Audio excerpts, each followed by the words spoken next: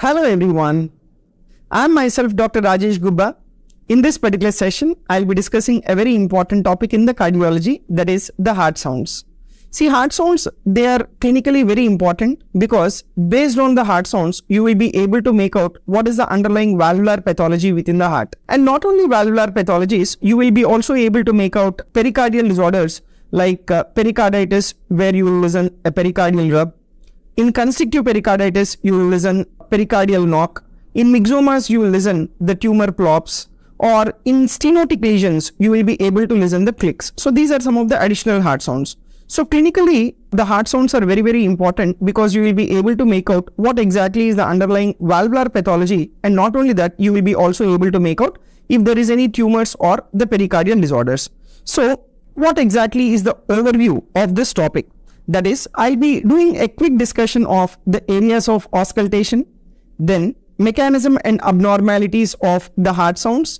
I'll be discussing the additional heart sound and some clinical scenarios. So these are the things which I'll be discussing in this particular session. Now, let me do a quick recap of the areas of auscultation with a quick question. So the question is, where is the location of Erb's point during auscultation? It is present in the first option, second intercostal space, right parasternal line, second intercostal space, left parasternal line, third intercostal space, left parasternal line, fifth intercostal space, left parasternal line. So what exactly is this Erb's point and what is its clinical importance first of all? See, Erb's point is a very important area of auscultation for the second heart sound. Now, let me take up the discussion of all the areas of auscultation and then further we will move on to the detailed discussion of the heart sounds.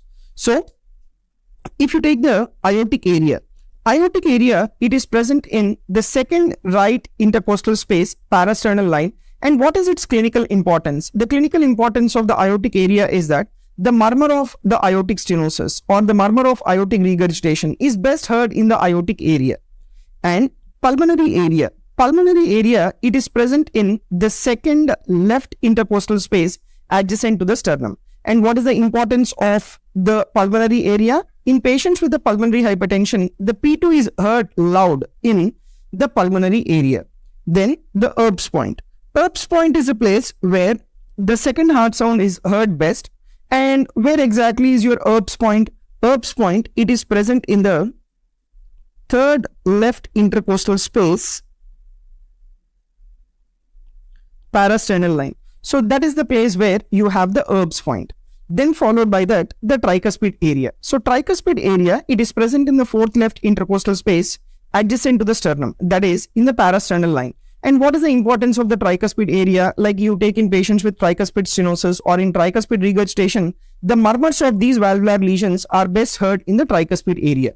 And finally, the mitral area. Mitral area, it corresponds to the apex of the heart. And where exactly is your apex? Apex is present in the left fifth intercostal space in the midclavicular line or half an inch medial to midclavicular line. And what is the importance of your mitral area? You take in conditions like mitral stenosis or in patients with mitral regurgitation, the murmurs of these valvular lesions are heard best within the mitral area. So these are the areas of auscultation. So out of which you take the Erb's point. Erb's point, where exactly it is present? It is present in the third left intercostal space, parasternal line. Now, after doing a quick recap of the areas of auscultation, now let me take up the discussion of the first heart sound. So if you take the first heart sound, now what exactly are the components of the first heart sound? The first heart sound, like during which phase of the cardiac cycle the first heart sound is being heard? The first heart sound, please remember, it is being heard during the isovolumetric contraction phase of the cardiac cycle. So the first heart sound signals the onset of left ventricular contraction and it consists of the two major audible components, that is M1 and T1, and two inaudible components. Second option, two major audible and one inaudible component. And one major audible, two inaudible components, one major audible, one inaudible component. Now, the first heart sound, let me tell you totally, there are four components, out of which the two are the major audible components, M1 and T1, and then two are inaudible components. And what are those inaudible components? I'll explain you that in detail. Now, if you take the first heart sound, what it exactly coincides with in the JVP. So let me just show you an image, right? This is a very, very important image. Now, if you take the phonocardiogram, with the help of the phonocardiogram, you will be able to make out all the 4 heart sounds, S1, S2, S3 and as well as S4. But with the help of the stethoscope, in a normal individual, you will be able to make out only S1 and as well as S2. So now let us just assume like this is a phonocardiographic recording and this is the M1, that is your mitral component of your first heart sound. So M1, it coincides with the C wave on left atrial pressure graph. Okay, so it coincides with the C wave of the left atrial pressure graph. Okay, and now this is a phonocardiographic picture. Now what did I tell you? The first heart sound, it has the mitral component and it has the tricuspid component. So it has 2 components, and this we will represent it as the M1 and as well as T1. And when will this first heart sound you listen? That you will listen during the isovolumetric contraction phase. Now let me try to explain to you the mechanism of the first heart sound. Like, see, it is not just only the closure of your mitral and tricuspid valve. It is actually the vibrations which are set up within the AV valves. That is what is responsible for the mechanism of the first heart sound. What exactly is that? Let me tell you. So now, once the isovolumetric contraction begins, right? Once the isovolumetric contraction begins, the pressure within the ventricle tries to build up, right? The pressure within the ventricles tries to build up. And the pressure within the ventricles which has built up will try to push the AV valves into the atria. Okay, we'll try to push the AV valves into the atria. Okay, now this particular AV valves, once they are pushed into the atria, along with the AV valve, that is along with your mitral valve, it is your caudate tendineae which is also being, right? It is also the caudate tendineae which is being pulled up along with the AV valve. Once the caudate tendineae are being pulled up along with the mitral valve or your tricuspid valve, the papillary muscle is tensed or the papillary muscle is being stretched. Now what the papillary muscle will do after getting tensed or after getting stretched to the maximum, the papillary muscle will try to pull the caudate tendineae down, and accordingly your mitral valve and tricuspid valve on the right side is also being pulled down. But the pressure within the ventricles are pushing the valves, AV valves up, but your caudate tendineae are pulling the valves down. So because of this, this entire valve is set into vibration. Both your mitral and as well as the tricuspid valve is set into vibration, and that will make us to listen the M1, that is the vibrations within the mitral valve is being heard as M1, and the vibration within the tricuspid valve is being heard as the T1. Now apart from this M1 and T1, like we have discussed, there are totally 4 components. Now what are those 4 components? Let me tell you. So first and foremost, we have one inaudible component. What exactly is that inaudible component? This inaudible component, it is a low frequency sound. And this particular low frequency vibration, it coincides with beginning of the LV contraction. Right? It coincides with beginning of the left ventricular contraction on the left side, and it coincides with the beginning of right ventricular contraction on the right side. Now then you have the 2 audible components, M1 and as well as the T1. So this M1 and T1 is being heard, as just now we have discussed, because of the vibration which is being set up within the valve, that is in mitral and as well as the tricuspid valve. Then another low frequency vibration, why do you get this? See, once the pressure within the ventricle builds up, the pressure which has built up within the ventricle will try to open the pulmonary valves and as well as the aortic valve, that is nothing but your semilunar valves. So another low frequency vibration, it coincides with opening of,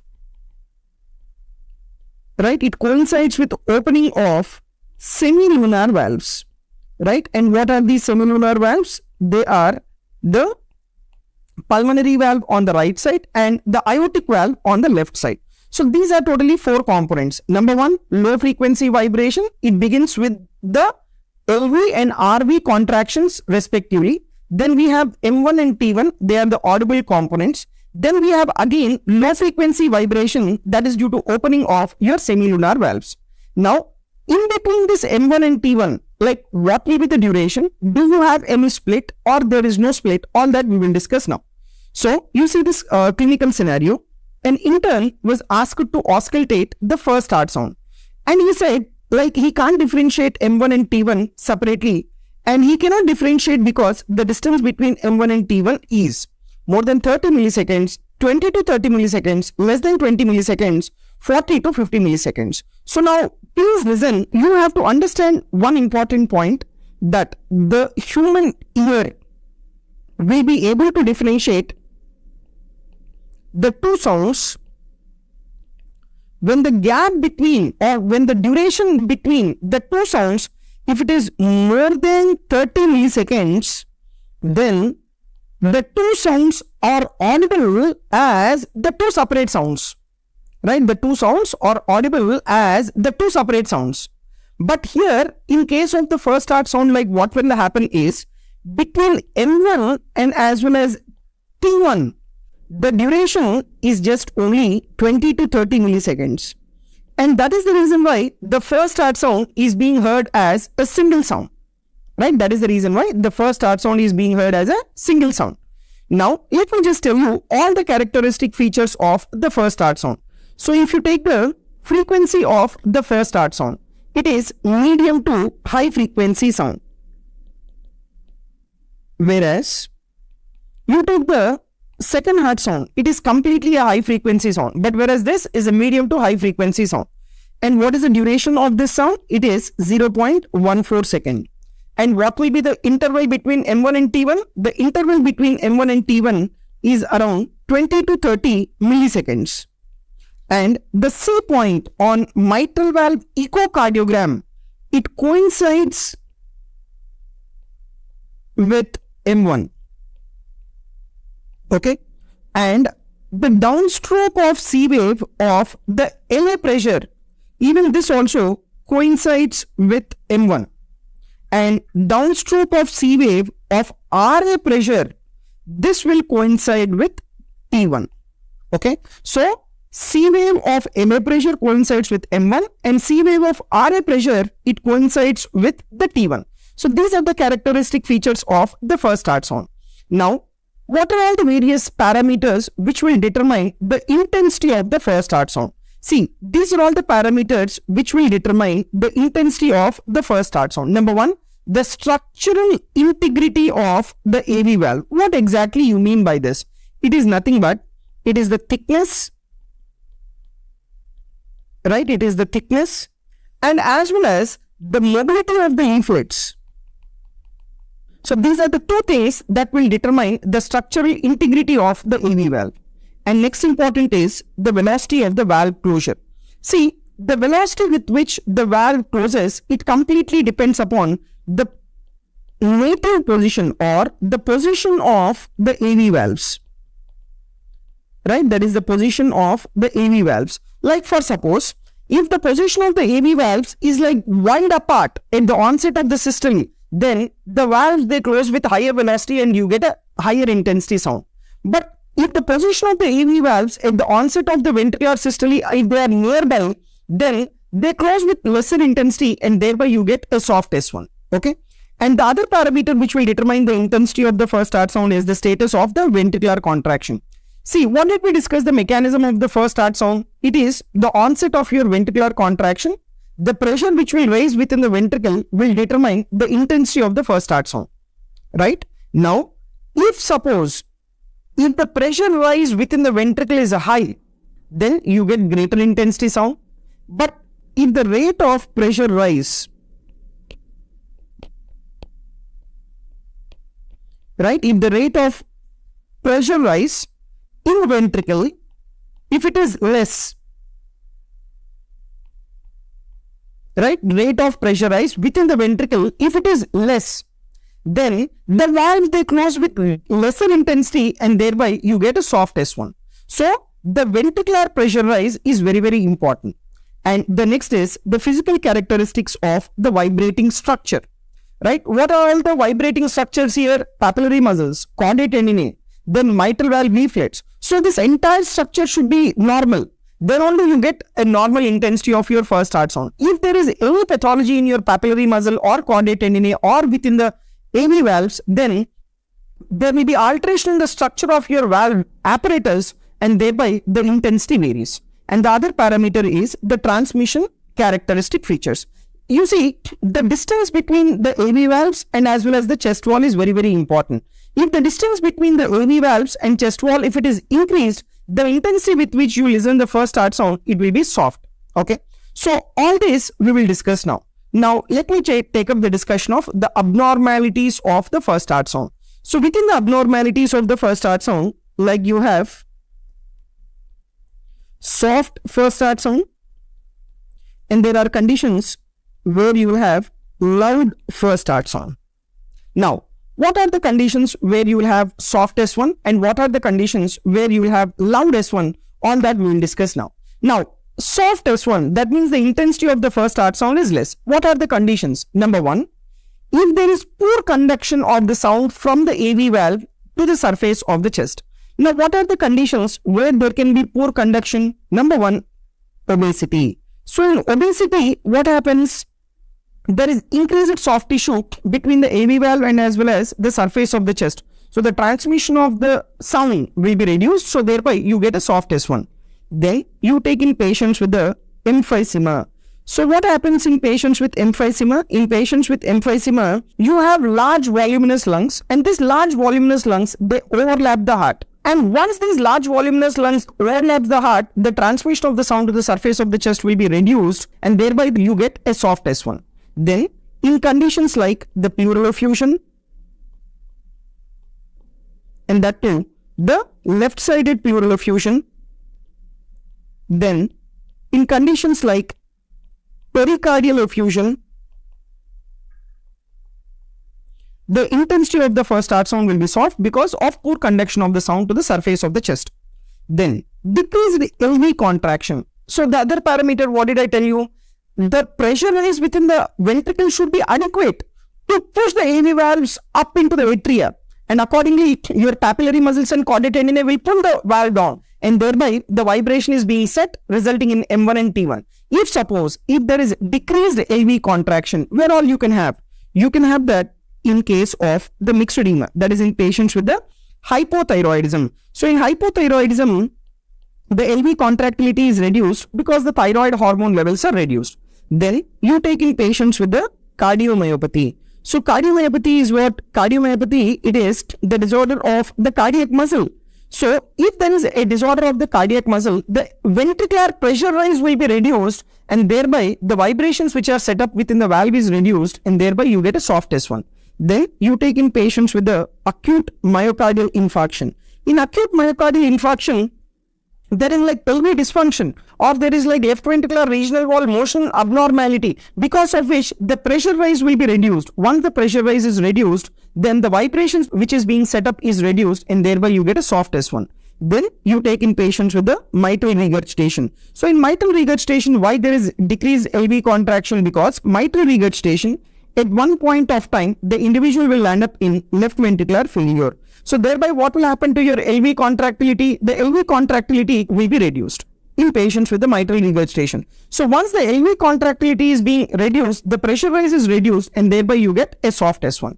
So this is about decreased LV contraction resulting in soft S1. Next, coming to your PR interval. Now, in which clinical scenarios of the PR interval you get a soft S1 is in patients with prolonged PR interval. Where can you have the prolonged PR interval? That is in patients with the first degree AV block. You have the prolonged PR interval. Now, what exactly is the mechanism? Let me try to tell you.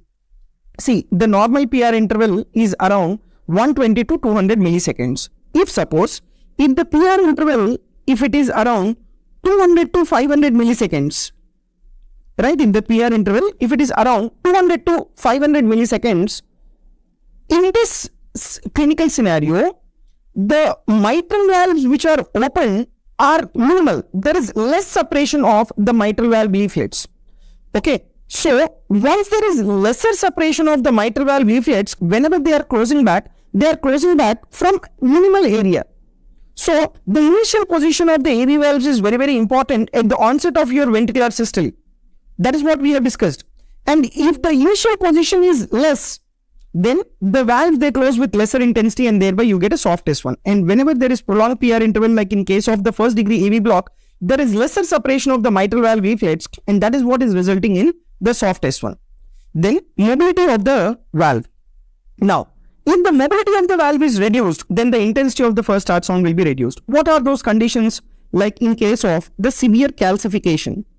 So, severe calcification of the mitral and tricuspid valve. So, severe calcification leads to calcified mitral stenosis.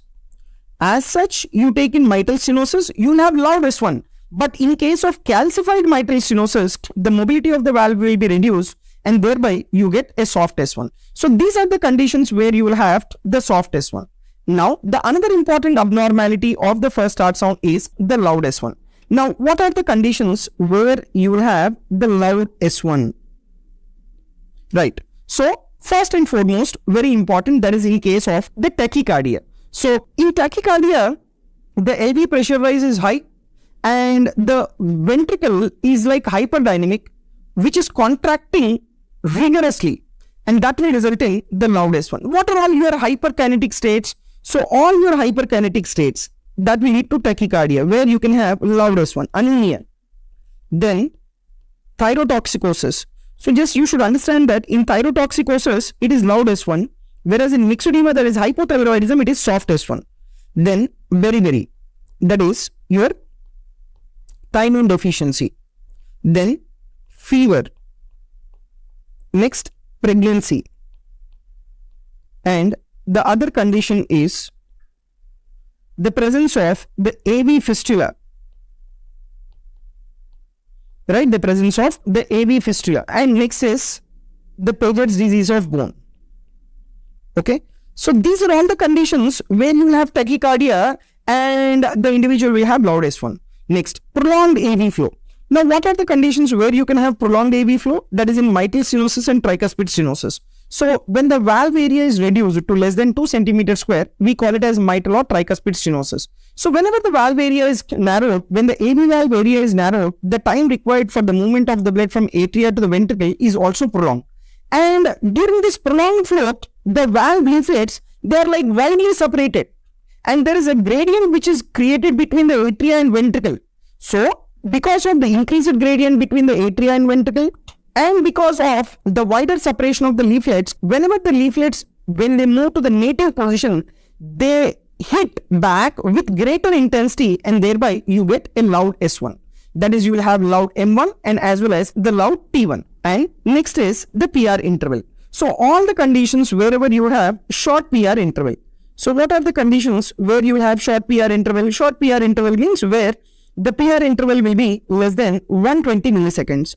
So, what are the conditions where you will have short PR interval? That is, in patients with WPW syndrome and as well as the Longin-Levine syndrome. These are the conditions where you have the presence of the accessory pathways. So, in these conditions, the mitral valve leaflets, they are like maximally separated by your LA contraction. So, during the onset of your ventricular systole, the valve leaflets which are maximally separated, they return back with a greater intensity and thereby you get a loud S1. So, please remember, in case of the prolonged PR interval, the valve separation is less. So, when they come back and hit slowly and thereby you get a soft S1. Whereas, in case of the short PR interval, the valves are maximally separated. When they come back, they hit back with greater intensity and thereby you get a loud S1. Okay. So, this is about your PR interval story. Now, see, the questions can be in such a way correlating the ECG with the clinical scenarios. I will show you one of the questions. So, a 27-year male patient presented with the cardiac history of the atrial septal defect. ECG of the patient is as follows. What will be the abnormality in the first heart sound? Reverse splitting of the first heart sound, pathological splitting of the first heart sound, soft S1 and loud S1. Now, what exactly is the diagnosis of the ECG? If you observe it very carefully, the rate and rhythm and as well as axis are like more or less normal.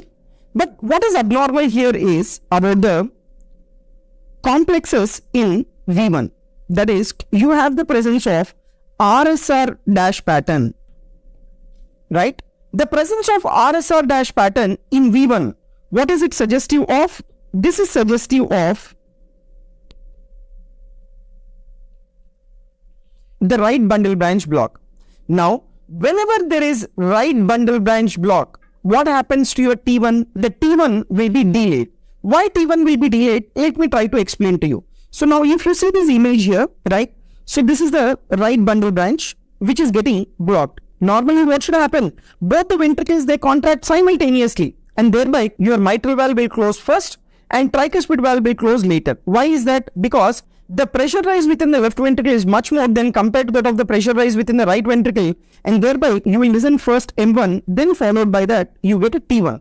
And what will be the duration between these two? That is around 20 to 30 milliseconds. But in patients with the right bundle branch block, what happens is you will listen M1. That means the left ventricle will contract first. After the left ventricular contraction, the depolarization from the left ventricle will reach the right ventricle, and then later the right ventricle will contract. So the depolarization of the ventricles are not happening simultaneously here. The depolarization is like left ventricle is contracting first, followed by that you are having this right ventricular contraction resulting in T1. So thereby the duration between M1 and T1 will be more than 30 milliseconds. It is not 20 to 30. It is more than 30 milliseconds. So thereby, like what happens to your first heart sound? There will be pathological splitting of the first heart sound. Now let me discuss the splitting of the first heart sound. This splitting also, you can have like pathological normal split. What do you mean by pathological normal split? That means you will listen M1 then followed by T1, but the gap between M1 and T1 will be more than 30 milliseconds. That is a pathological normal split. Then you have what is called reverse split. What is reverse split? You will listen T1 first, then followed by that you will listen the M1. Now, what are the conditions where you will have the pathological splitting, but it is M1 followed by T1, but the duration between these two is more than 30 milliseconds. So, just now we have discussed one condition, that is in patients with the right bundle branch block. And the other scenarios are like related to LV, that is LV ectopic beats, right? And as well as the LV paced beats, right? LV ectopic beats and as well as the LV paced beats, right? In case of the LV ectopic beats and as well as the LV paced beats, what happens is the left ventricle will contract first, then followed by that the depolarization of the right ventricle occurs, thereby the T1 will be delayed, okay? And other condition where you will have the split between M1 and T1 will be more than 30 milliseconds is in patients with the Ebstein's anomaly. So in case of Ebstein's anomaly, like what happens is there will be atrialization of right ventricle, right? Atrialization of the right ventricle. So the right ventricular cavity will be reduced and it will be hypoplastic. So what will happen when the right ventricular cavity is reduced and when right ventricle is slightly hypoplastic, the RV pressure rise will be reduced. Once the RV pressure rise is reduced, then the T1 what you get will be slightly delayed. So thereby the distance between M1 and T1 will be more than 30 milliseconds. So these are the conditions where you will have a normal splitting, that is M1 and T1. But the only thing is the duration between M1 and T1 is more than 30 milliseconds. So that is what is your pathological normal splitting. Then pathological reverse splitting, that means you will get T1 first and then followed by that M1. So where will you have this? You will have this in patients with the left bundle branch block, in patients with RV paced and RV ectopic beats. So in these RV paced and as well as RV ectopics, like right ventricle will contract first and thereby you get T1, followed by that the left ventricle will get depolarized, thereby you get M1. So that is one condition, that is RV paced and RV ectopic and as well as left bundle branch block. The other scenario is in patients with the severe mitral stenosis, right? Severe mitral stenosis in the sense where the mitral valve area is reduced to less than 1.5 centimeter square, or like it is very severe means the mitral valve area is reduced to less than 1 centimeter square, and even in patients with the atrial myxoma.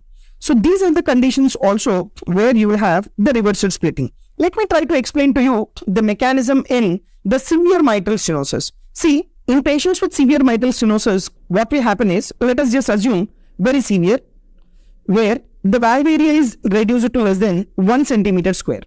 When valve area is reduced to less than 1 centimeter square, what will happen to LA to LV flow? So LA to LV flow will be grossly reduced. Right? LA to LV flow will be grossly reduced. So once your LA to LV flow is like grossly reduced, so the LV pressure rise, right? The LV pressure rise is decreased. So the LV pressure rise because the volume of the blood which is coming into your LV is reduced. So your mitral valve being stenosed, it is taking more time for the LV flow also from LA to LV. So once the LV pressure rise is reduced, and how much it will be reduced here? The LV pressure rise is reduced to such an extent, it is reduced lesser than that of your RV pressure rise. Normally, in a normal individual, the LV pressure rise is much more than compared to that of the right ventricular pressure rise. But in case of severe mitral stenosis, the RV pressure rise will be much more than compared to that of the LV pressure rise. So, you will have the T1 first, then followed by that, you will have M1. This will result in what is called the reversible splitting. And same story is even in your atrial myxoma also. See, in patients with atrial myxoma, what will happen is, it is the tumor which is originating from the interatrial septum. And the tumor which has come up from the interatrial septum will overlap the mitral valve annulus, right? Or it will overlap the left ventricular inflow. So, once this atrial myxoma overlaps or obstructs the left ventricular inflow, what happens? The amount of blood which is coming into your LV is reduced. So, thereby, your LV pressure rise is reduced much more than that of the RV pressure rise. So, same story here again. Okay, so RV pressure rise will be much more than that of the AV pressure rise even in case of atrial myxoma. So, thereby, you will have T1 first and then followed by that the M1. So, this is about the conditions where you will have the reversible split. Now, I'll just show you one more clinical scenario in ECG and you just tell the answer here. A 45-year female presented with syncopal episodes, angina and as well as dyspnea. His ECG is as follows. Right? What exactly is the abnormality of the first heart sound? Reversible split of the first heart sound, pathological split of the first heart sound, soft S1 and then the absent S1. Now, you should be able to identify the ECG. So, what are the abnormalities here? You see the QRS complexes, there are wide QRS complexes.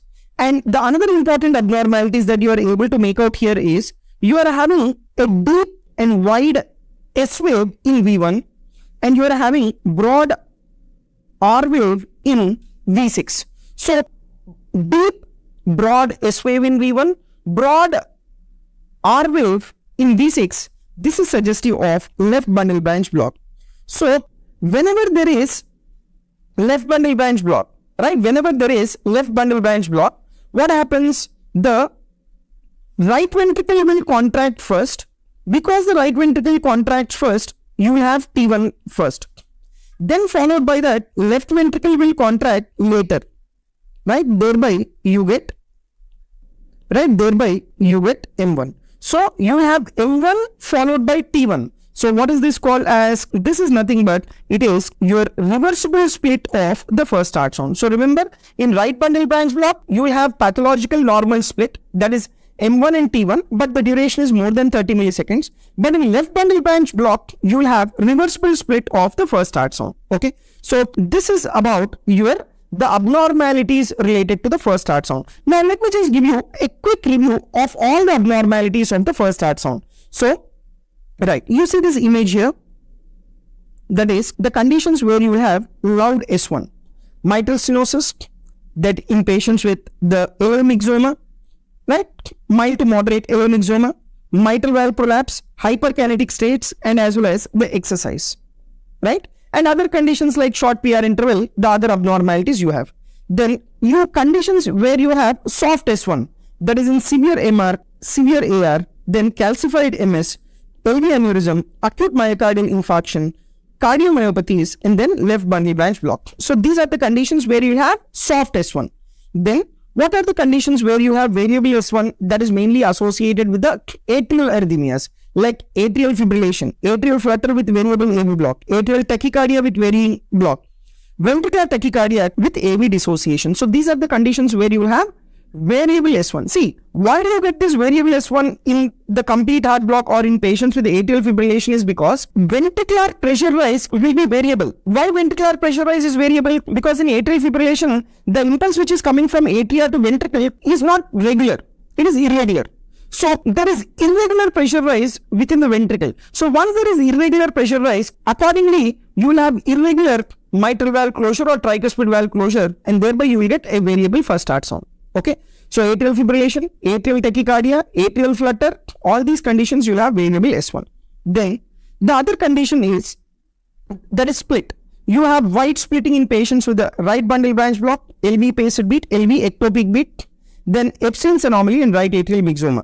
Then where you get the reversible split? The reverse split you will have in case of the left bundle branch block, RV ectopic, RV paced beat, and as well as the significant mitral stenosis. So these are the conditions where you will have split, wide splitting and as well as the reversible splitting. So this is about the abnormalities related to the first heart sound. Now, after having discussed about the abnormalities related to first heart sound, now let me take up the discussion of the second heart sound. So second heart sound, it signals the onset of the ventricular diastole.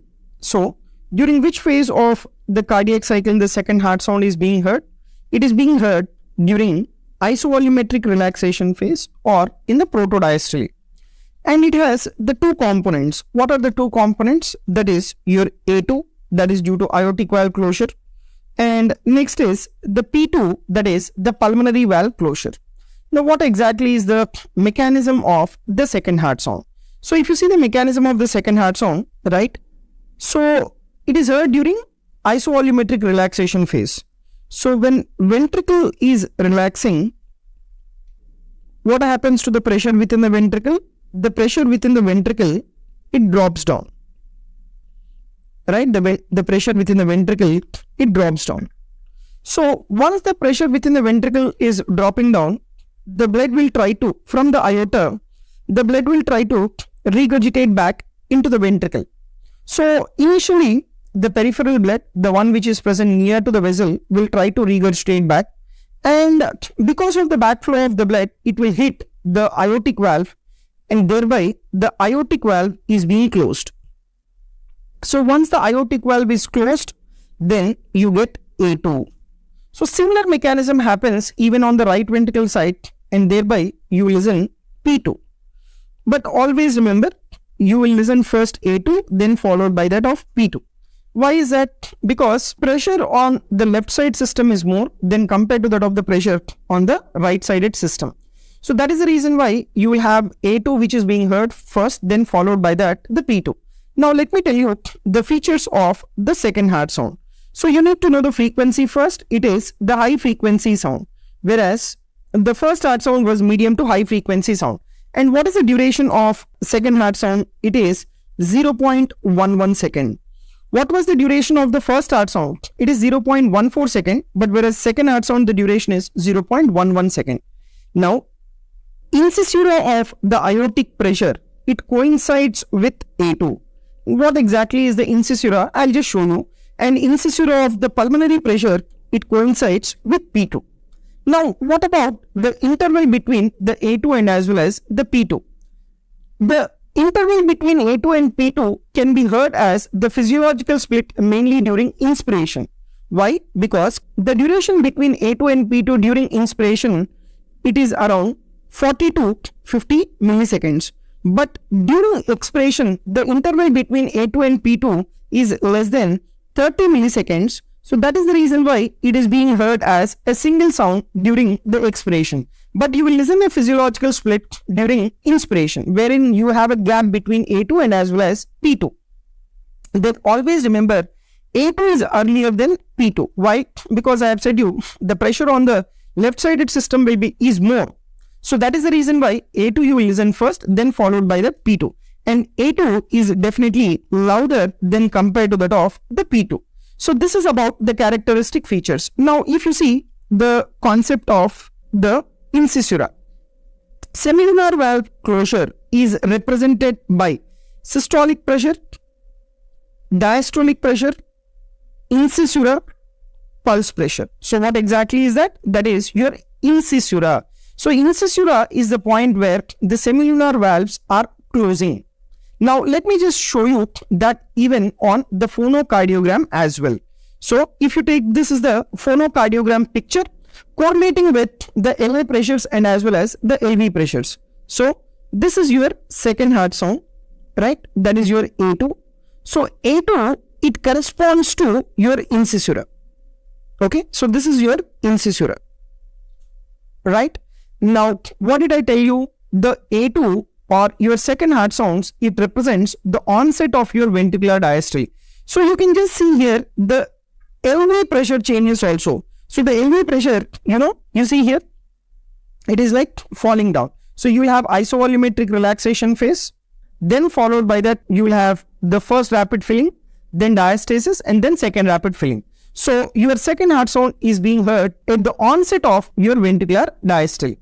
Now, in this concept of your A2 and P2, like you should be very much aware of another important terminology called the hangout interval. Now, what exactly is your hangout interval? Now, the semilunar valves, that is your aortic valve and as well as the pulmonary valve. These semilunar valves are expected to close at the point of crossover of the pressures. What do you mean by this crossover of the pressures? That is the point where the ventricular pressure falls lower than the arterial pressure.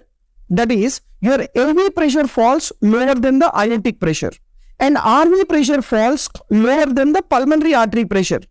That is the point where the semilunar valves, they close, right? That is called as the crossover of the pressures. However, in reality, these valves, they close slightly later. Exactly at the point of crossover of the pressures, the semilunar valve, they don't close, right? In reality, these valves, they close slightly later, right? So time interval between crossover of the pressures and, right, time interval between crossover of the pressures and the actual closure of the valves.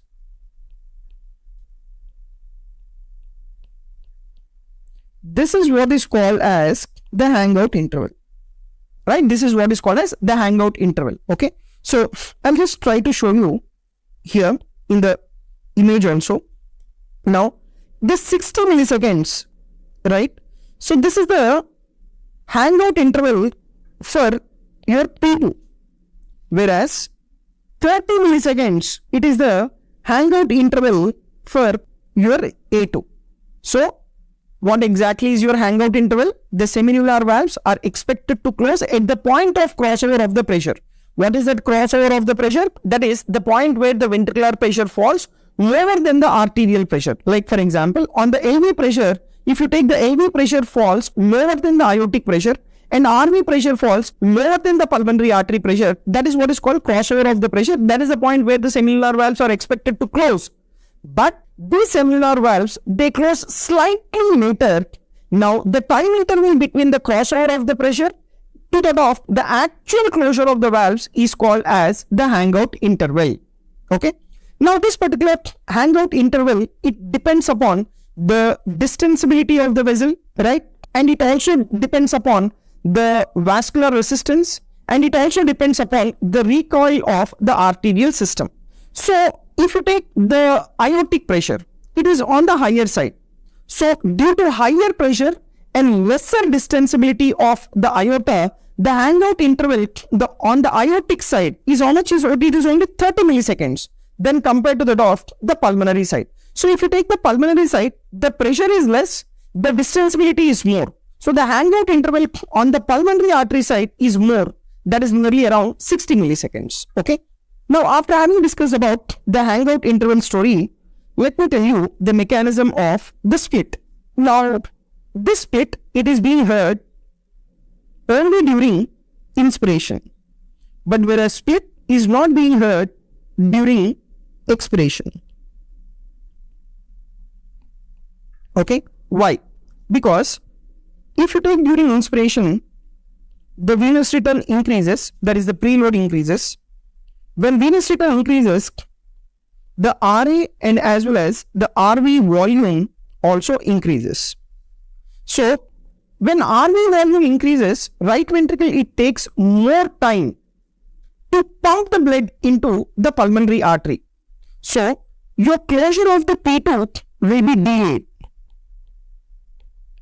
And at the same time, during inspiration, what will happen to your LA and as well as the LV volume? That will be reduced. So, your A2 will be slightly early. So, your A2 is early and P2 is delayed. Thereby, you get a split. And what will be the duration between your A2 and as well as P2? 40 to 50 milliseconds. But during expiration, what happens? It is exactly reverse. That means, during expiration, it is your LA and LV volume will be increased. Once your LA and LV volume is increased, what will happen? The A2, it takes little more time for the closure. So, A2, it is slightly delayed. Then, what will happen to your RA and as well as the RV volume? RA and RV volume is reduced during expiration. So, when your RA and RV volume is reduced during expiration, what will happen to your P2? P2 will be little early than compared to normal. That means compared to your inspiration. So, your A2 is delayed, P2 is early. So, the duration between A2 and P2 will be less than 30 milliseconds, and thereby, during expiration, there is no split. Right? During expiration, there is no split. So, this is about the mechanism of the split, where the split is heard only during inspiration, right? Whereas during expiration, the split will not be there. Okay? Right. Now, after having discussed about the mechanism of the split, now we will move on to the abnormalities of the second heart sound. Right. Let me just discuss these abnormalities in the form of a clinical scenario. So, a 24-year female pregnant woman, she presented with sudden onset dyspnea and palpitations. ECG is as follows. What is the abnormality in the second heart sound? So, it is like narrow split S2, wide split S2, reversed split S2, absent S2. So, if you see the ECG, I'll try to zoom this. First and foremost, the clinical scenario is like she's a pregnant woman presented with sudden onset dyspnea. So, in a pregnant woman, what would be the cause for sudden onset dyspnea is like pulmonary embolism. That is one of the differential diagnoses. Now, if you are suspecting pulmonary embolism, let us just see whether that clinical scenario which has been given, is it correlating with the ECG also. And in pulmonary embolism, the most common ECG finding will be the sinus tachycardia. So, is the sinus tachycardia present? Yes. So, the heart rate, it is like 110 per minute, or it is definitely more than 100 per minute. Tachycardia is there.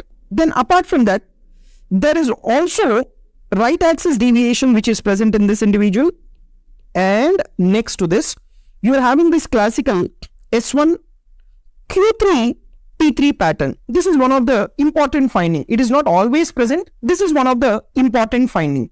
Now, let me discuss the abnormalities of the second heart sound. So, in the abnormalities of the second heart sound, what are the abnormalities? Like, one important abnormality is wide split S2, then reversible split S2, and then narrow split S2. So, let us just discuss with a clinical scenario. So, the clinical scenario is like a 24-year female pregnant woman presented with sudden onset dyspnea and palpitations. ECG is as follows. What is the abnormality in the second heart sound? The options are narrow split S2, wide S2, reversible split S2, and then absent S2. So, if you see the ECG, like what is all present in this ECG, if you closely observe, first and foremost, there is sinus tachycardia which is being present. So, in a pregnant female presenting with sudden onset dyspnea, presence of sinus tachycardia in the ECG, and the presence of your S1, then Q3 and as well as P3. So, what is it suggestive of? So this is suggestive of your pulmonary embolism. So in patients with pulmonary embolism, what exactly will be the abnormality in the second heart sound, all that we will discuss subsequently now. So basically this is a clinical scenario of pulmonary embolism. Now in pulmonary embolism, what happens to your S2?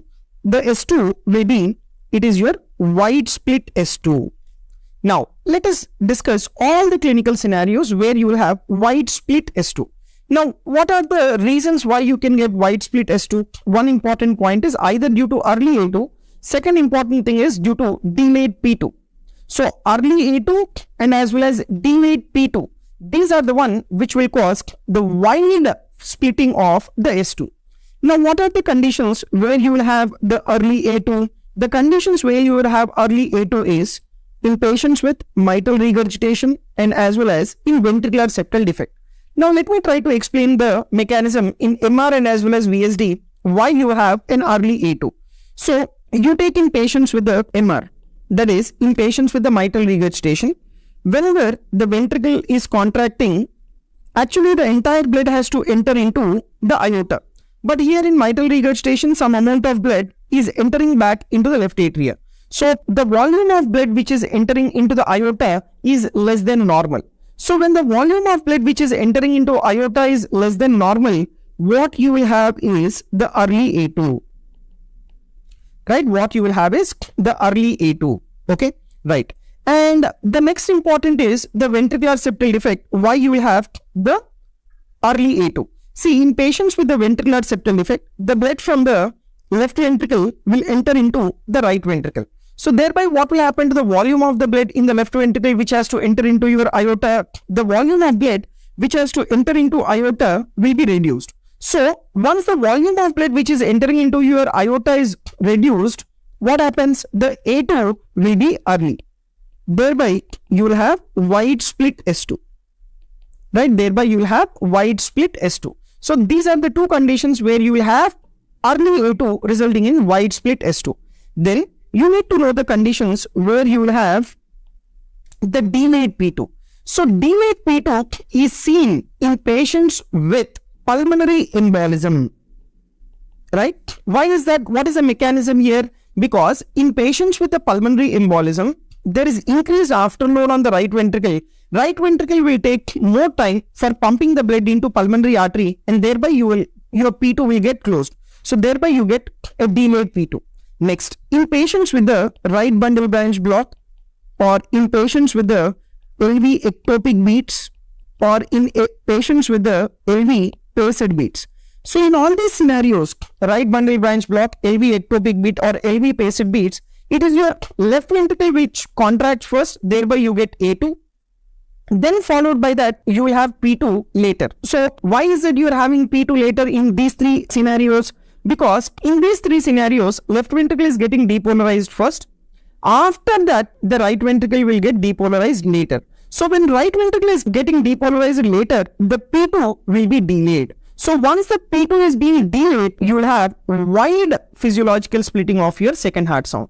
The other conditions where you will have delayed P2 is in patients with the atrial septal defect. But in patients with the atrial septal defect, you will have wide fixed split. Then in patients with the pulmonary hypertension, you will have delayed P2. Why is that? Again, same reason like your pulmonary embolism. There will be increased afterload on the right ventricle, and right ventricle takes more time to pump the blood into your pulmonary artery. So P2 will be your delayed. Then in patients with the pulmonary stenosis, there also P2 will be delayed because right ventricle takes more time to pump the blood into your pulmonary artery.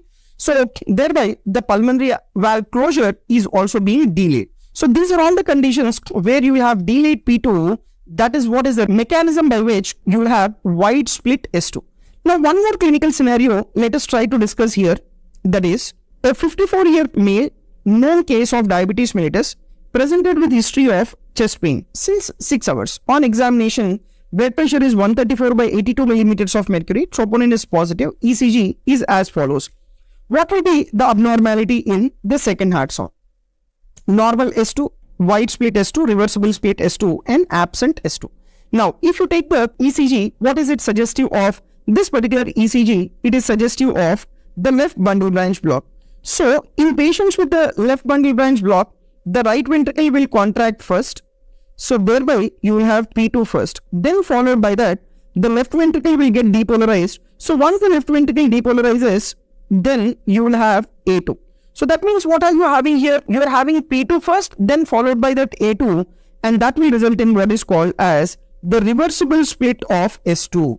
That will result in what is called reversible split of S2. Now let me tell you all the conditions where you will have reversible split of the S2. So now why is that you can have reversible split of S2? Reversible split of S2 you will have because either the P2 should be early or the A2 should be delayed. Now, what are the conditions where your A2 is being delayed? The A2 is being delayed in patients with the left bundle branch block, in patients with the RV ectopics, in patients with the RV paced beats. So, in these three conditions, please remember, it is your right ventricle which will get depolarized first. Then followed by the left ventricle will get depolarized. So, you will have the P2 first, then A2. So thereby you will get a reversible split. Okay. Then the other conditions where you can have the delayed A2 is in patients with the patent ductus arteriosus. Okay. So these are also the conditions where you can have the delayed A2. Now, what are the conditions where you will have the early P2? Early P2 you will have whenever the right ventricle is contracting first. Now, you take a pre-excitation syndrome, that is WPW syndrome type B. So, WPW syndrome type B is that where the accessory pathway is towards the right ventricle. So, the right ventricle, it contracts first, thereby you will have P2 first. Then followed by that, you will have A2 because of left ventricular depolarization, and that will result in the reversible split. So, these are the conditions where you have reversible split S2. Then, the other important scenario that you need to know is what are the causes of wide fixed split. You will see wide fixed split in patients with the atrial septal defect. You will have wide fixed split in patients with severe pulmonary stenosis. You will have this in acute right heart failure, and you will have this in total anomalous pulmonary venous connections. So these are the conditions where you will have wide fixed split. Now, wide fixed split means what? There is no variation with the respiration. Normally, what happens during expiration, the split disappears, and during inspiration, the split increases. But whereas the fixed split means the split is being present both during inspiration and expiration. This is what is called as the wide fixed split. Now, let me tell you the mechanism of ASD, why there is wide fixed split. So, if you take in case of the ASD, like so, this is your the 4-chambered heart, and in this 4-chambered heart we have the ASD. So whenever there is ASD, what happens here you see? So you take during inspiration, okay, definitely the split is present, that is very much accepted. But during expiration also, why is that the split is being present in patients with the ASD? So during expiration, what do we know?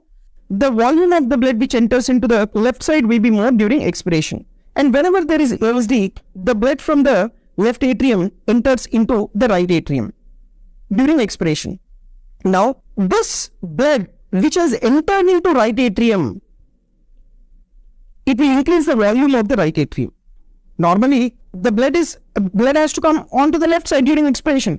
But because of the presence of the ASD, the blood moves from the left atrium to the right atrium. So the RA volume increases even during expiration also. Why during inspiration the split is there? Because of increased venous return, and there is increased volume of the blood on the right side. But during expiration, why there is being split in case of ASD? Because during expiration, the volume of the blood which is entering onto the left side, that particular blood which is entering into the left side will enter into the right atrium across the ASD. So the right side blood increases, and again the P2 will be delayed, and thereby you will have split even during expiration. Okay, so that is the mechanism of the fixed split. The concept is very simple. During expiration, the volume of the blood is also increasing on the right side. Why? Because of the presence of the ASD, the blood is moving from left atrium to the right atrium. So this is about the conditions where you will have the fixed split. Now, you should know the conditions where there is presence of single S2. That means either you will have A2 or you will have P2. What are the reasons or what are the mechanisms? Now, there are certain conditions where you have delayed A2. So whenever there is delayed A2, the A2, it can get merged with the P2. Right? A2, it can get merged with the P2. So once A2 get merged with the P2, then you will listen it as a single S2. What are those conditions? Like similar conditions, whatever we were discussing about the reversible split. Like in patients with the left bundle branch block, right? Then in patients with the RV ectopics, right? In patients with the RV paced beat, right? And in patients with the severe aortic stenosis, then in patients with the hypertensive cardiovascular disease. So in all these conditions, what will happen is the A2 will get delayed.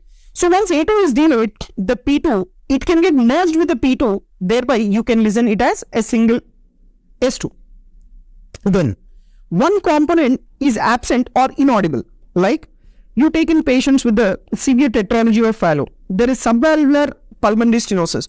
So whenever there is subvalvular pulmonary stenosis, the P2 will be soft and the P2 is absent. Only A2 is being heard. So thereby you will have a single S2. Or even you take in patients with severe aortic stenosis. In severe aortic stenosis, what will happen? The A2 will be soft and A2 is not being heard. Only P2 is being heard. So thereby you will have a single S2. Then even in the patients with severe pulmonary stenosis, even in severe pulmonary stenosis also, the P2 will be soft. You will listen only A2. So once you listen only A2, you will listen it as a single S2. Then in patients with pulmonary valve atresia. So in pulmonary valve atresia, the pulmonary valve is not developed properly. So your P2 component will be soft and thereby you will listen a single S2. Right? Then in patients with the Eisenmenger syndrome. So what is this Eisenmenger's? So Eisenmenger's is that where the shunt will be from right to left instead of left to right in case of ASD, VSD or PDA. Why will this develop? That is because of pulmonary hypertension. So whenever there is pulmonary hypertension, your P2 component will be loud, which can overlap your A2 and that will be heard as a single S2. Then inability to hear the two components. What are the scenarios where you cannot listen the two components? That is in patients with the emphysema, because the chest wall, it is like barrel shaped. So the two components cannot be heard properly. Then even in patients with obesity, okay, even in obesity, right, the two components cannot be heard properly. So thereby these are all the conditions where you will have the single S2. Now let me just summarize everything of all the abnormalities of the second heart sound. So this is the table which shows the abnormalities of the second heart sound. So if you see here, S2, splitting, right? So where is that? You have the wide split. Wide split, you can have that in case of the mitral regurgitation, pulmonary hypertension with right ventricular failure, acute pulmonary embolism, right bundle branch block, AV ectopy, AV pacing, then pulmonary stenosis, ASD, VSD, and even in straight back syndrome. Then right fixed split, you will have that in patients with ASD, total anomalous pulmonary venous connection, acute right ventricular failure, and severe pulmonary stenosis. Then reversible split, that means you will have P2 first and then the A2. That is WPW syndrome type B, right? Where you will have the accessory pathway towards the right ventricle, where the right ventricle contracts first. Then LBBB, RV ectopics, RV paced, PDA, and as well as the chronic ischemic heart disease. So this is the summary of the abnormalities related to the second heart sound. Now, after having discussed about the second heart sound, now let me take up the discussion of the third heart sound. So if you take the third heart sound is heard best with bell, head, diaphragm, both A and C. So just remember, third heart sound is best heard, it's a low pitched sound. And all your low pitched sounds, they are heard best with the bell of the stethoscope. Right? They are heard best with the bell of the stethoscope. Now, if you take this third heart sound, where is it heard best? In which area of auscultation? Is it in the aortic area, pulmonary area, tricuspid area, mitral area, or mitral and tricuspid area? Remember, it is best heard both in mitral and tricuspid area. It all depends upon. So if it is like RVS3, you will listen that in the tricuspid area. If it is like LVS3, you will listen that in the mitral area. So both in mitral and tricuspid areas, you can listen the third heart sound.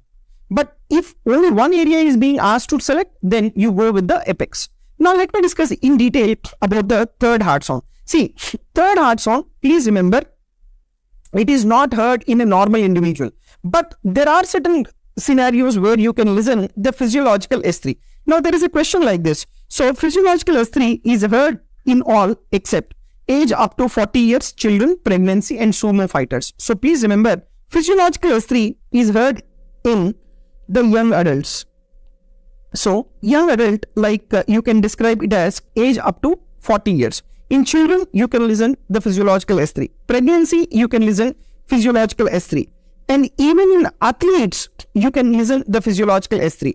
But in sumo fighters, like who are obese individuals, you cannot listen the low pitched sound, that is your S3.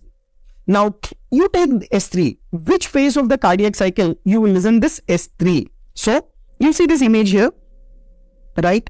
So, you have S1 and then S2. Between S1 and S2, this is considered as the systolic phase of the ventricle. Okay? Between S2 and the next S1, this is considered as the diastole. So remember, your S3, it is the diastolic sound. And during which phase of the diastole the S3 is being heard? This S3 is being heard in the rapid filling wave or rapid filling phase of the ventricle. So that is mainly in the first rapid filling phase. So in the diastole, you have the following phases, like you have protodiastole or isovolumetric relaxation phase, then first rapid filling, diastasis and second rapid filling. So it is during first rapid filling phase, you listen this S3, which is a low pitched sound. So if you take the characteristic features of your S3, first and foremost, it is a low frequency sound. That is the reason why it is heard best with the bell of the stethoscope. Then, if you take this physiological S3,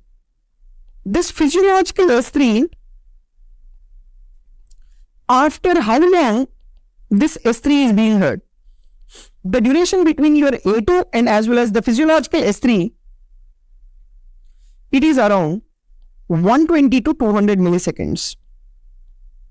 Whereas, if you take the duration between the pathological S3 and as well as A2 and pathological S3, the duration between A2 and pathological S3, it is around 140 to 160 milliseconds after your A2. Now, this S3, it will coincide with your rapid filling wave of the apex cardiogram. It coincides with the rapid filling wave of the apex cardiogram. Then, with which wave of atrial pressure your S3 will coincide? So, it is being heard during the rapid filling phase. That means atria is emptying. So, when atria is emptying, what is the wave? It is your Y wave. So, your S3, it coincides with Y wave of the atrial pressure. Right? It coincides with the Y wave of the atrial pressure. Then you should understand the physiological basis. Just now I have discussed. What is that physiological basis? It is like very simple. Whenever the atrial pressure is elevated because of the venous return, that is on the right side, and pulmonary venous return on the left side, the pressure within the atria increases and thereby your AV valves open. So once the AV valves open, the blood from the atria gushes into the ventricle and it will hit the ventricular wall. Once it hits the ventricular wall, then you get the S3. So the other name for this is, it is also called as the ventricular gallop, right? Or the ventricular diastolic gallop. Okay. Or it is being heard like during protodiastole, like we also call it as the protodiastolic gallop. So what you have to remember now, S3 occurs during the rapid filling of the ventricle. That is both right ventricle and as well as the left ventricle. The other point is, it is a diastolic sound. Both your S3 and as well as S4, both of them, they are your diastolic sound. But the only difference is your S3 is being heard during the first rapid filling, whereas S4 is being heard during the second rapid filling, right? And where is it best heard? It is best heard in the apex of the precordium, the individual in the left lateral position and with the help of the bell, right, with the help of the bell. Now, what are the conditions where you will have the pathological S3? Physiological S3, children, young adults, athletes, and pregnancy. But what about the pathological S3? So, you see this clinical scenario. A 54-year female patient is admitted with dyspnea on examination. Murmur is heard, which is suggestive of mitral regurgitation. What finding points to chronic severe MR? So, murmur, loud on inspiration, presence of S3, Corrigan sign, narrow pulse pressure. Remember, presence of S3 tells you it is a severe mitral regurgitation. Now, let me tell you all the conditions where you have the S3, pathological S3. First of all, let me explain you the mechanism of S3 in mitral regurgitation. See, in mitral regurgitation, what happens? Whenever left ventricle contracts, some amount of blood enters into the aorta and some amount of blood enters into the left atrium. Okay. Now, this left atrium, parallelly, it is receiving the blood from the pulmonary veins. Right? Parallelly, it is receiving the blood from pulmonary veins. So, your left atrium has the dual blood now. It has LV blood and as well as the pulmonary venous blood. So, the pressure within the LA is much more than compared to normal because your LA has pulmonary venous blood and as well as AV blood. So, once the mitral valve opens, this entire blood will come and hit the LV wall. Once it hits the LV wall, it hits with a greater intensity and thereby you will listen S3. Right? Thereby you will listen S3. Okay? So, the S3 what you are listening here is not a normal S3. It's a pathological S3. And when it's the large volume of the blood is entering into your AV with every cycle in mitral regurgitation, the LV lands up in the AV failure. So, whenever there is left ventricular failure, you will listen the pathological S3. Now, there are many conditions where you will have this pathological S3. One is your ventricular dysfunction. You take any condition whichever is causing ventricular dysfunction, like your LV systolic failure or RV systolic failure or AV diastolic failure or RV diastolic failure. So, any condition, like for example, even in patients with the cardiomyopathies, there is ventricular dysfunction. So, whenever there is ventricular dysfunction, what happens is the LV end systolic volume increases. Cardiomyopathies is nothing but your myocardial dysfunction. So, whenever the ventricle contracts, the entire amount of blood is not entering into your aorta. So, your LV end systolic volume increases. Now, to this, your LV blood joins. Okay. So, thereby, what will happen to your LV end diastolic volume? Increases. Okay. Now, subsequently, right? Subsequently, in the next cycle, when the LV is sending the blood, LV is sending the blood into LV, which is already having the blood more than normal. So, the blood which is coming from LA and as well as the blood which is already there in LV will hit the ventricular wall with greater intensity and thereby you get a S3. So, understanding is very, very simple. What is that? Whenever there is ventricular dysfunction, the amount of blood which is entering into aorta is reduced. So, LV end systolic volume increases. To this, the LV blood adds up. So, your LV blood and as well as the increased LV end systolic volume will hit the ventricular wall with greater intensity and thereby you get this pathological S3. Then, the other conditions are hyperkinetic states. So, what are all your hyperkinetic states? The hyperkinetic states, it includes the anemia, then thyrotoxicosis, next beriberi, fever, then pregnancy,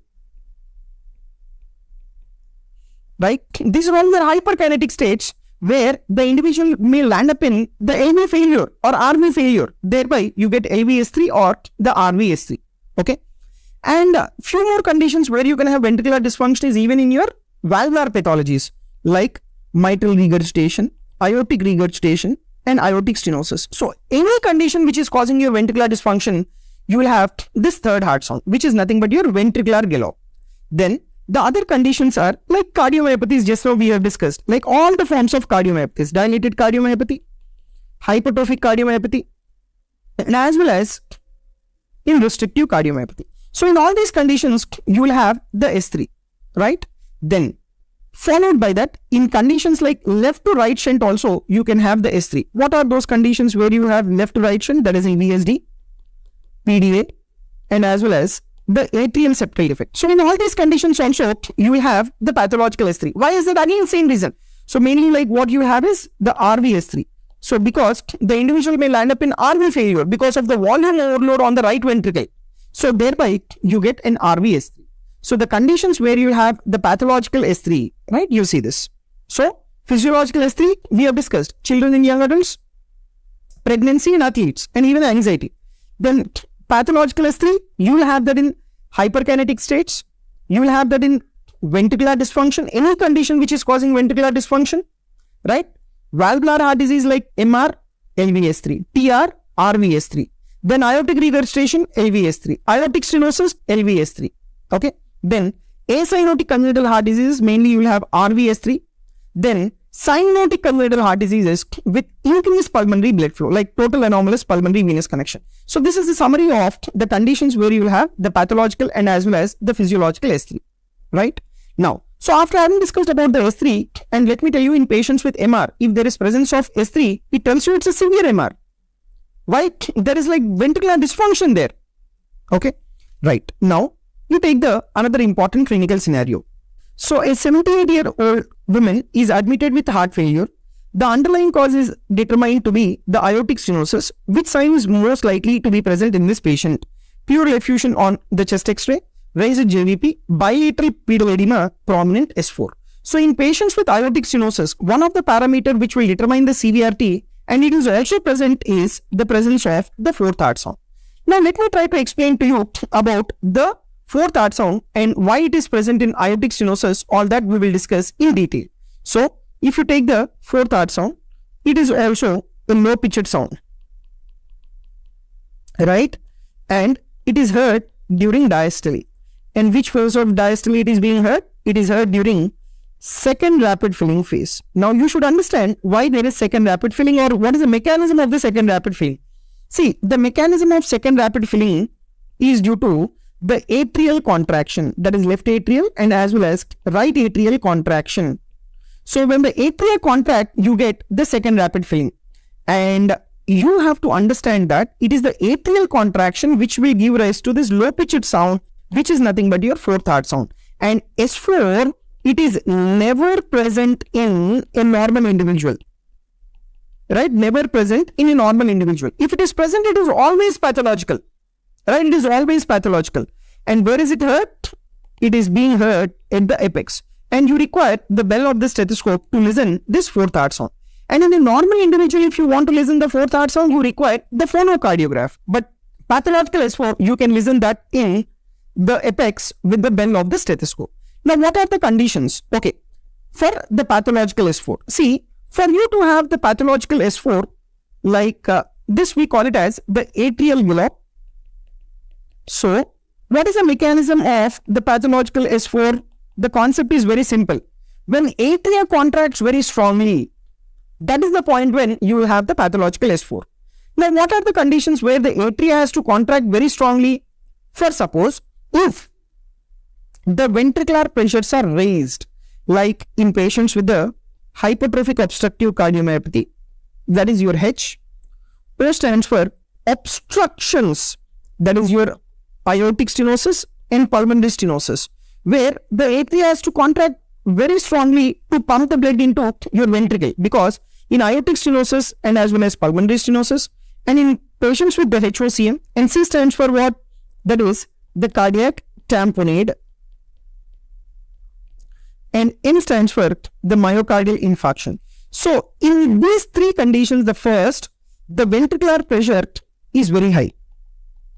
Okay, so because the ventricular pressure is very high, that is your diastolic pressures, right? So when diastolic pressures are very high, the atria has to contract very strongly to push the blood into your ventricle, and thereby you will have this pathological S4.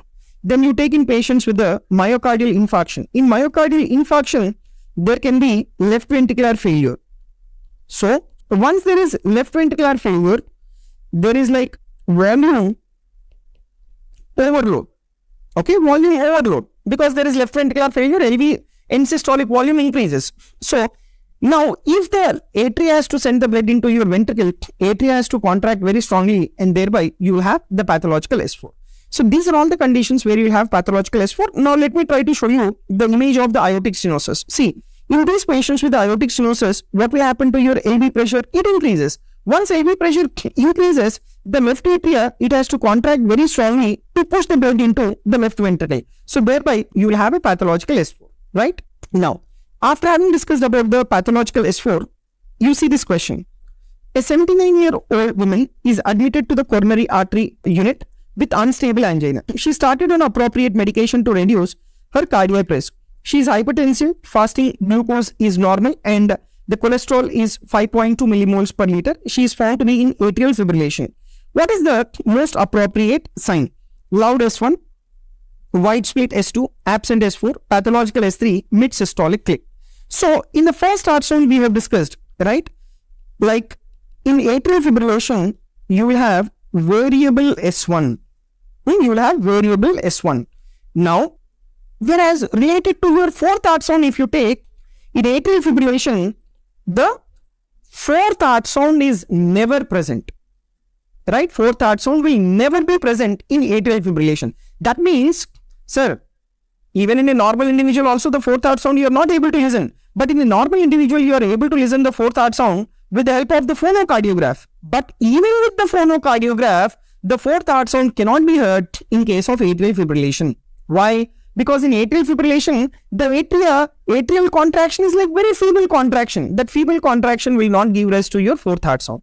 So for the fourth heart sound to be listened by your phonocardiograph, it should be a complete atrial contraction wherein it has to occur to listen the fourth heart sound with the help of the phonocardiograph. Okay? Right. So absent S4 is the answer in this question. Now let me try to compare all the heart sounds. So if you take the character of the sounds, your first heart sound and second heart sound, they are high-pitched sounds. Third and fourth heart sounds, they are the low-pitched sounds. And if you take the duration of the first heart sound, it is around 0.14 second. In second heart sound, the duration is 0.11 second. And third and fourth heart sound, it is 0.10 seconds. Okay. And if you take the frequency, 25 to 45 hertz is the first heart sound, 50 hertz is the second heart sound, less than 20 hertz will be your third and fourth heart sound. And what is the cause? You take the first heart sound, it is due to sudden closure of, it is the vibrations which are being set up within the mitral and tricuspid valve. And your second heart sound is due to closure of your A2 and as well as the P2, that is aortic valve closure and pulmonary valve closure. And third and fourth heart sound, that is third heart sound, it is due to rapid ventricular filling. Okay, rapid ventricular filling. Whereas fourth heart sound, it is due to atrial contraction. Okay. Then, if you take the timings, the first heart sound during isovolumetric contraction phase. Second heart sound, isovolumetric relaxation phase. Third heart sound, it is the first rapid filling. And fourth heart sound, it is during second rapid filling. First and second heart sound better heard with diaphragm because they are high-pitched sounds. Whereas your third and fourth heart sound, they are better heard with the bell of the stethoscope because they are low-pitched sounds. So this is about, in total, about the heart sounds. Now let me take up the discussion of the additional sounds. So if you take the additional sounds, like you have the pericardial knock, ejection click, tumor plop, then we have opening snap. All that, let me take up the discussion now. So you see the clinical scenario here. A 45-year-old woman complains of increasing shortness of breath on exertion as well as orthopnea for the previous 3 to 4 months. She had apparently recovered from pericarditis about a year earlier. On ECG, there is low voltage complexes, especially in the min leads, and chest X-ray shows pericardial calcification.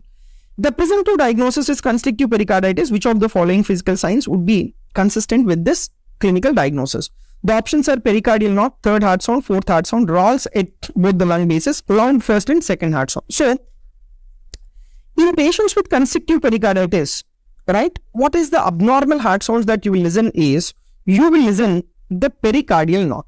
Now, why do you listen that pericardial knock? What is its mechanism and what is its characteristic features? All that I'll discuss now. So, you take the features of all the four additional heart sounds. You take the ejection click.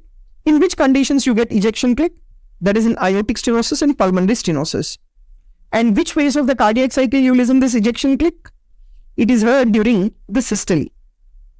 And if you take the pitch of this ejection click, it is a high pitched sound. The concept is very simple. Okay, why do you get ejection click? Because of opening of stenosed semilunar valves, you get this click. When will these valves open? These valves, semilunar valves opens during systole. So that is the reason why it is a systolic sound, which is a high pitched sound. Okay. Then you take opening snap. Opening snap, it is heard during mitral stenosis, in mitral stenosis and tricuspid stenosis. And in which phase of the cardiac cycle you will listen this opening snap? You will listen this in patients with the mitral stenosis, and it is heard during the diastole, and this is also a high pitched sound. Concept is very simple. So, in mitral stenosis and tricuspid stenosis, let us take mitral stenosis. The left atrial pressure is elevated. This elevated left atrial pressure opens the left atrium with greater intensity. Same thing is in tricuspid stenosis also. And whenever the mitral valves open with greater intensity, you get an opening snap. When will this mitral valve open? Mitral valve will open during the diastole of your ventricle. So that is the reason why it is diastolic sound, and it is opening with a greater intensity. So it's a high pitched sound. Now you take pericardial knock. It is heard during constrictive pericarditis. In constrictive pericarditis, and it is a diastolic sound, and this is also a high pitched sound. Okay. Now the concept is very simple. Even in case of the constrictive pericarditis also. See, in constrictive pericarditis, just now we have discussed in the clinical scenario, the pericardium is like thick and calcified. See, when pericardium is being thick and calcified, like the ventricle, when it is trying to relax, right? Ventricle, when it is trying to relax, it relaxes and it hits the calcified pericardium. So, when the ventricle, when it is relaxing and when it hits the calcified pericardium, you will listen a sound that is your pericardial knock. And you are listening this sound during the diastole of the ventricle. That is the reason why it is a diastolic sound. And your relaxing ventricle hits the pericardium with a greater intensity, and thereby it is a high pitched sound. Next is the tumor plop. So tumor plop, you will listen that in patients with the atrial myxoma. Okay. And this is also a diastolic sound. Right. But this is a low pitched sound. Okay, so that is about your tumor plop. Now let me try to explain to you the mechanism of the tumor plop. So you see here, this is the four-chambered heart.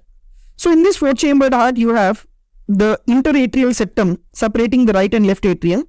And atrial myxomas, they originate from interatrial septum and they overlap the AV valve openings. Left atrial myxoma, it overlaps over the mitral valve annulus. So whenever the left atrium is contracting, the left atrial pressure increases, and this myxoma, it hits the mitral valve annulus. Once the myxoma hits the mitral valve annulus, then you get a sound that is called as tumor plop. So when atria is contracting, ventricle is in a phase of diastole. So that is the reason why it is considered as the diastolic sound. Okay. Now, apart from this, you need to know few important points about the opening snap. So if you take this opening snap, as already I have said you, it is heard in mitral and tricuspid stenosis. It's a high pitched sound and it is a diastolic sound. Now, after how much duration of your atria you listen this opening snap? See, this particular opening snap is being heard, it is being heard after 0.03 to 0.15 second. Now, the distance between A2 and OS will decide the severity of the mitral stenosis. Right, we'll decide the severity of mitral stenosis. That means if your A to OS gap is narrow, that means it is severe mitral stenosis. If your A to OS gap is like wide, then it is considered to be the mild mitral stenosis. Not only that, the presence of the opening snap tells you that mitral stenosis is organic. What do you mean by that? See, you can also have functional mitral stenosis. In patients with severe aortic regurgitation, you can have functional mitral stenosis. There also, you will have a meta-diastolic murmur, right? But in aortic regurgitation causing functional mitral stenosis, you don't have opening snap. Opening snap you will have only if there is organic mitral stenosis. Okay. Next, the other point which tells you about the presence of the opening snap, that the valve cusps are pliable. The valves are pliable. That is what is the presence of the opening snap tells you. And the conditions already I have said, mitral stenosis and tricuspid stenosis. Now, this early diastolic intervals, you see the duration, sometimes they may ask you, you take A2 and P2 during expiration. The duration between these two is 0.03 seconds. During inspiration, that is around 40 to 50 milliseconds, that is around 0.04 to 0.05 seconds. And A2 S3 physiological, the duration between A2 and S3 physiological, that is around 0.12 to 0.20 seconds. Whereas pathological, that is 0.14 to 0.16 seconds. A2LS, just now we were discussing, that is 0.03 to 0.15 seconds. Pericardial lock, this is also a diastolic sound which is heard in constrictive pericarditis. And the distance between, or the duration between A2 and your pericardial lock is 0.10 to 0.12 seconds. So, this is the duration between your A2 and as well as the diastolic sounds which are being heard. Now, let me just show you some of the clinical scenarios here. That is, a 59-year-old man presents for a well-person check. A cardiovascular, respiratory, gastrointestinal, and neurological examination is performed. No significant findings are found except during auscultation, a mid-systolic click followed by a late systolic murmur is heard at the apex. The patient denies any symptoms. The most likely diagnosis is a Barlow syndrome, Austin-Flint murmur, patent ductus arteriosus, Gram-Stieltjes murmur, Carey-Coombs murmur. So, mid-systolic click with late systolic murmur. You listen that in patients with mitral valve prolapse, and the another name for mitral valve prolapse is the Barlow syndrome. So what I wanted to basically tell you from this question is the click. The click is just heard in aortic stenosis and pulmonary stenosis. That is what we have discussed. Apart from that, the mid-systolic click is being heard in the mitral valve prolapse, which is the another name of your mitral valve prolapse is nothing but your Barlow syndrome. Okay. Now, why you get this click and all, we will discuss in detail in mitral valve prolapse. One more clinical scenario you see here. You see a 57-year-old woman who presents with worsening shortness of breath coupled with decreased exercise tolerance. She had rheumatic fever in her adolescence and suffered from essential hypertension. On examination, she has signs point to a diagnosis of the mitral stenosis. Which of the following is not a clinical sign associated with mitral stenosis? Opening snap, atrial fibrillation, pansystolic murmur which radiates to the axilla, tapping on the undisplaced apex beat, right ventricular heave. See, in patients with mitral stenosis, what are the additional sounds that you will have? You will listen opening snap. And in mitral stenosis, you will also have the loud S1, right? Atrial fibrillation can be there because of distended left atria or left atrial pressure rise. There can be arrhythmogenic left atria, resulting in atrial fibrillation. And apex beat in case of mitral stenosis, it is undisplaced and it is tapping type. And there will be right ventricular heave because of pulmonary hypertension. There will be right ventricular hypertrophy resulting in right ventricular heave. What is that you don't have in mitral stenosis is the pansystolic murmur you don't have. Okay.